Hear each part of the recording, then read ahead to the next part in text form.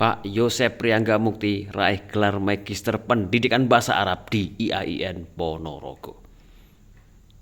Pak Yosep Prianggamukti seorang guru yang berdedikasi di salah satu madrasah aliyah di Kecamatan Jambon, Ponorogo, berhasil meraih gelar Magister Pendidikan Bahasa Arab dari IAIN Ponorogo pada tahun 2024 ini.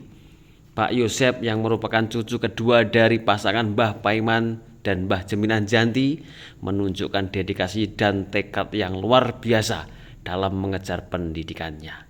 Prestasi ini tidak hanya menjadi kebanggaan bagi dirinya sendiri, tetapi juga bagi keluarga dan rekan-rekan tempatnya mengajar.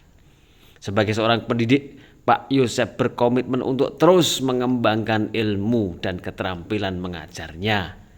Dengan gelar magister ini diharapkan Pak Yosep dapat memberikan kontribusi yang lebih besar dalam dunia pendidikan, khususnya dalam pengajaran bahasa Arab di madrasah aliyah tempatnya mengabdi. Pencapaian Pak Yosep ini diharapkan juga dapat menjadi inspirasi bagi para pendidik lainnya untuk terus meningkatkan kualitas pendidikan di Ponorogo dan sekitarnya.